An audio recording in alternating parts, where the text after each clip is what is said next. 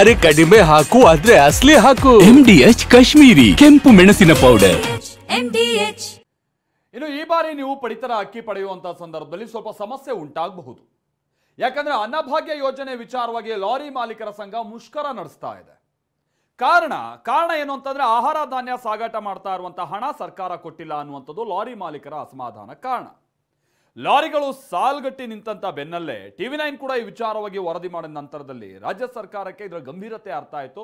ಹಣ ಬಿಡುಗಡೆಯನ್ನ ಮಾಡಿದೀವಿ ಅಂತ ಹೇಳ್ತಾ ಇದ್ದಾರೆ. ಆದ್ರೆ ನಮ್ಮ ಖಾತೆಗೆ ಆ ಹಣ ಬರೋವರೆಗೂ ನಾವು ಲಾರಿಯನ್ನ ಮತ್ತೆ ಸ್ಟಾರ್ಟ್ ಮಾಡಲ್ಲ ಅಂತ ಮಾಲೀಕರು ಪಟ್ಟು ಹಿಡಿದಿದ್ದಾರೆ.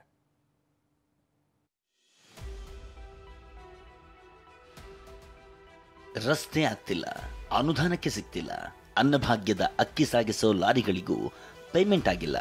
ಅಕ್ಕಿ ಸಾಗಿಸ್ತಿದ್ದ ಲಾರಿಗಳು ನಿಂತಲ್ಲೇ ನಿಂತಿವೆ. ಬಾಕಿ ಹಣ ನೀಡುವವರೆಗೂ ಲಾರಿ ಸ್ಟಾರ್ಟ್ ಆಗಲ್ಲ ಅಂತ ಲಾರಿ ಮಾಲೀಕರು ಸಿಡಿದೆದ್ದಿದ್ದಾರೆ. ಈ ಬಾರಿ ಅನ್ನಭಾಗ್ಯದ ಅಕ್ಕಿ ಸಿಗುತ್ತೋ ಇಲ್ವೋ ಫಲಾನುಭವಿಗಳು ಗೊಂದಲಕ್ಕೆ ಬಿದ್ದಿದ್ದಾರೆ. ಅದ್ಯಾವಾಗ TV9 ಈ ಬಗ್ಗೆ ವರದಿ ಮಾಡ್ತೋ ಸರ್ಕಾರ ಅಲರ್ಟ್ ಆಗಿದೆ. ಅನ್ನಭಾಗ್ಯದ ಅಕ್ಕಿ ಸಾಗಿಸೋ ಲಾರಿಗಳಿಗೆ ಪೇಮೆಂಟ್ ಮಾಡದ ಸರ್ಕಾರ. TV9 ವರದಿ ಬಳಿಕ ಎಚ್ಚೆತ್ತ ಸರ್ಕಾರ 2 ತಿಂಗಳ ಹಣ ಬಿಡುಗಡೆ. ಎಸ್, ಇವತ್ತು ಅನ್ನಭಾಗ್ಯದ ಲಾರಿಗಳು APMC ಯಾರ್ಡ್ನಿಂದ ಹೊರಬಂದಿರಲಿಲ್ಲ. ಜಿಲ್ಲೆಯ ಹಳ್ಳಿಗೂ ಹೋಗಬೇಕಾಗಿದ್ದ ಅನ್ನಭಾಗ್ಯದ ಅಕ್ಕಿ ಸಾಗಣೆಯಾಗಿರಲಿಲ್ಲ. ಯಾಕಂದ್ರೆ 4 ತಿಂಗಳಿಂದ ಆಹಾರ ಧಾನ್ಯ ಸಾಗಾಣಿಕೆ ವೆಚ್ಚ 250 ಕೋಟಿ ರೂಪಾಯಿಯನ್ನ ಬಿಡುಗಡೆ ಮಾಡದೆ ಸರ್ಕಾರ ಬಾಕಿ ಉಳಿಸಿಕೊಂಡಿತ್ತು. ಇದರಿಂದ ಲಾರಿ ಮಾಲೀಕರು, ಚಾಲಕರು, ಕಾರ್ಮಿಕರು ಸಂಕಷ್ಟಕ್ಕೆ ಸಿಲುಕಿದ್ರು. ಸರ್, ತಮಗೆ ಎಷ್ಟು ತಿಂಗಳಿನಿಂದ ಹಣವನ್ನು ಲಾರಿ ಮಾಲೀಕರು ಕೊಡಬೇಕು ಮತ್ತು ಏನು ಹೇಳ್ತಿದ್ದಾರೆ, ಯಾಕೆ ಕೊಟ್ಟಿಲ್ವಂತೆ? ಸರ್, ನಮಗೆ 3 ತಿಂಗಳಿಂದ ಅಮ್ಮ ಅಲ್ಲಿ ಕಾಸು ಕೊಡಬೇಕು. ಕೇಳಿದ್ರೆ ನಮಗೆ ಬಿಲ್ ಆಗಿಲ್ಲ ಇದಾಗಿಲ್ಲ ಅಂತ ಹೇಳ್ತಾ ಇದ್ದಾರೆ. ನಮಗೀಗ ಹುಡುಗರು ಫೀಸು, ಮನೆ ಬಾಡಿಗೆ ಅದು ಕಟ್ಟಕ್ಕೆ ತೊಂದರೆ ಆಗಿದೆ ಸರ್. 3-4 ತಿಂಗಳಿಂದ ಇದು ಕೊಟ್ಟಿಲ್ಲ ನಮಗೆ. ಅಂದಹಾಗೆ ಬಾಕಿ ಪಾವತಿ ಮಾಡುವಂತೆ ಸರ್ಕಾರಕ್ಕೆ 15 ದಿನ ಡೆಡ್ಲೈನ್ ನೀಡಿದ್ರು ಸರ್ಕಾರ ಕ್ಯಾರೆ ಅಂದಿರಲಿಲ್ಲ. ಹೀಗಾಗಿ ಸಿಡಿದೆದ್ದ ಲಾರಿ ಮಾಲೀಕರು ಇಂದಿನಿಂದ ಲಾರಿ ಸಂಚಾರವನ್ನೇ ಬಂದ್ ಮಾಡಿ ಸರ್ಕಾರಕ್ಕೆ ಬಿಸಿ ಮುಟ್ಟಿಸಿದ್ರು. ನಮ್ದು ಕಂಪ್ಲೀಟ್ ಹಣ ಕೊಡೋ ತನಕ ನಾವು ಸಾಲ ತೀರ್ಸೋ ತನಕ ನೀವು ನಮಗೆ ಹಣ ಕೊಡೋ ತನಕ ದಯವಿಟ್ಟು ಯಾವುದೇ ಕಾರಣಕ್ಕೆ ನಾವು ಗಾಡಿನ ಮೂವ್ ಮಾಡೋಕ್ಕಾಗಲ್ಲ. ಮುಖ್ಯಮಂತ್ರಿಗಳು, ಉಪಮುಖ್ಯಮಂತ್ರಿಗಳು ನಮ್ಮನ್ನು ಶ್ರಮಿಸಬೇಕು. ನಾವು ಪೊಲಿಟಿಕಲ್ ಮಾಡ್ತಾ ಇಲ್ಲ. ಆದ್ರೆ ನಮ್ದು ಹಣ ರಿಲೀಸ್ ಮಾಡೋ ತನಕ ಯಾವುದೇ ಕಾರಣಕ್ಕೆ ನಾವು ಗಾಡಿನ ಚಲಾಯಿಸೋ ತೀರ್ಮಾನ ಎಲ್ಲ ತಗೊಂಡೋಗ್ಬಿಡಿದೆ. ನಾಳೆ ಬೆಳಿಗ್ಗೆ 9 ಗಂಟೆಯಿಂದ ಯಾವ ವೇರ್ ಹೌಸ್ ಅನ್ನು ನಮ್ದು ಗಾಡಿ ಒಂದು ಕೂಡ ಬರಲ್ಲ ಎಂಬ ತೀರ್ಮಾನ ಅಲ್ಲಿ ಲಾರಿ ಮಾಲೀಕರು ತೀರ್ಮಾನ ತಗೊಂಡ್ಬಿಟ್ಟಿದ್ದಾರೆ. ಯಾವಾಗ ಲಾರಿ ಮಾಲೀಕರ ಸಂಕಷ್ಟದ ಬಗ್ಗೆ TV9 ವರದಿ ಮಾಡ್ತೋ ಸರ್ಕಾರ ಅಲರ್ಟ್ ಆಗಿತ್ತು.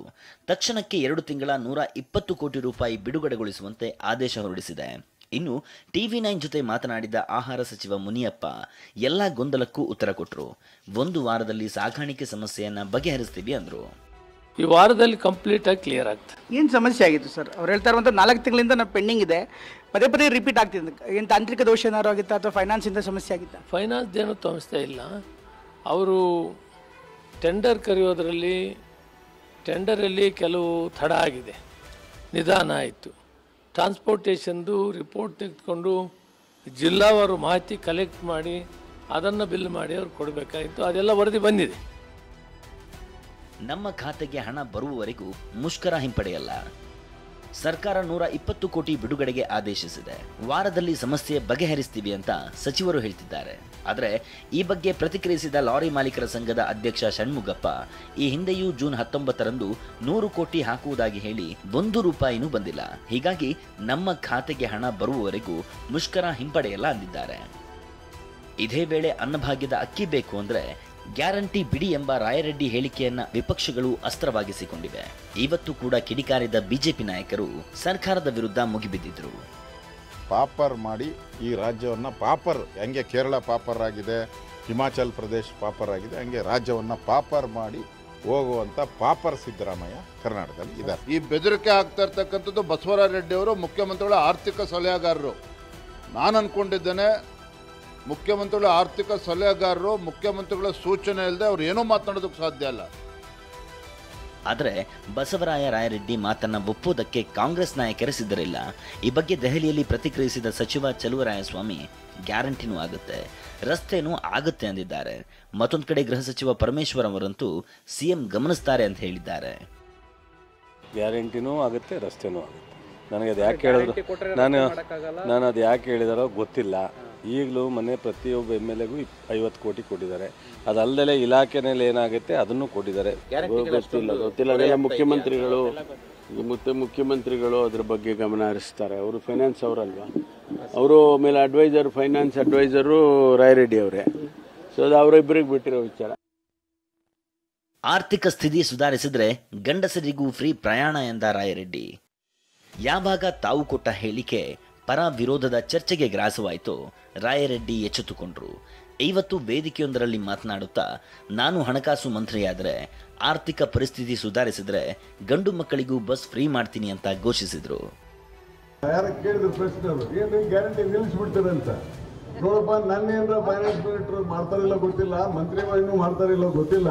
ನಮ್ಮ ಸಿದ್ದರಾಮಯ್ಯನವರು ಸಾಕಿ ಈಗ ಅವ್ರು ನನಗೆ ಮಾಡಿಬಿಟ್ಟಿದ್ದಾರೆ. ನಾನು ಮಾಡಿದ್ರೆ ನಾನು ಇನ್ನೂ ಜಾಸ್ತಿ ಮಾಡ್ತೀನಿ ಗ್ಯಾರಂಟಿ ಸ್ಕೀಮ್ ಅಂತ ಹೇಳ್ತೀನಿ. ನಮ್ಮ ಆರ್ಥಿಕ ಪರಿಸ್ಥಿತಿ ಇನ್ನೂ ಸುಧಾರಣೆ ಮಾಡಿದರೆ ಸ್ವಲ್ಪ ಗಂಡುಮಕ್ಕಳಿಗೂ ಬಸ್ ಫ್ರೀ ಮಾಡಿಬಿಡ. ಆರ್ಥಿಕ ಪರಿಸ್ಥಿತಿ ಇನ್ನೂ ಸುಧಾರಣೆ ಮಾಡಿದರೆ ಸ್ವಲ್ಪ ಗಂಡುಮಕ್ಕಳಿಗೂ ಬಸ್ ಫ್ರೀ ಮಾಡಿಬಿಡ. ಆರ್ಥಿಕ ಪರಿಸ್ಥಿತಿ ಸುಧಾರಣೆ ಆಗಿ ಎಲ್ಲ ಆದರೆ ಸುಧಾರಣೆ ಹೇಳಿದೆ. ನಾವು ಯಾರು ಗ್ಯಾರಂಟಿ ವಿರೋಧಿಲ್ಲ ಅನ್ನೋದಕ್ಕಿಂತ ಹೇಳಿದೆ. ರಸ್ತೆ ಬೇಕಾ, ಅಕ್ಕಿ ಬೇಕಾ ಅಂದಿರೋ ಹೇಳಿಕೆಗೆ ಬಸವರಾಜ ರಾಯರೆಡ್ಡಿ ಸ್ಪಷ್ಟನೆ ಕೊಟ್ಟಿದ್ದಾರೆ. ನಾನು ತಮಾಷೆಗೆ ಹೇಳಿದ್ದು ಅಂತಿದ್ದಾರೆ. ಆದರೆ ಸಿಎಂ ಆರ್ಥಿಕ ಸಲಹೆಗಾರರಾಗಿರೋ ರಾಯರೆಡ್ಡಿ ಆರ್ಥಿಕ ಪರಿಸ್ಥಿತಿ ಸುಧಾರಿಸಿದರೆ ಗಂಡಸರಿಗೂ ಫ್ರೀ ಮಾಡೋಣ ಅಂದಿದ್ದಾರೆ. ಇದರಿಂದ ಪ್ರಸ್ತುತ ಆರ್ಥಿಕ ಪರಿಸ್ಥಿತಿ ಸರಿಯಿಲ್ಲ ಅನ್ನೋದನ್ನ ಪರೋಕ್ಷವಾಗಿ ಒಪ್ಪಿಕೊಂಡ್ರ ಅನ್ನೋ ಪ್ರಶ್ನೆಯೂ ಮೂಡಿದೆ.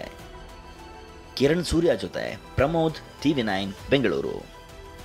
MDH ನ ಕಿಚನ್ ಅಲ್ಲಿದ್ರೆ ನಾವು ಎಲ್ಲವನ್ನು ಮಾಡಬಹುದು. ಬೆಂಗನ್ ಕಾ ಭರ್ತಾ, ಆಲೂ ಗೋಬಿ, ಭಿಂಡಿ ಮಸಾಲಾ, ಇನ್ನೂ ಬಹಳಷ್ಟು. MDH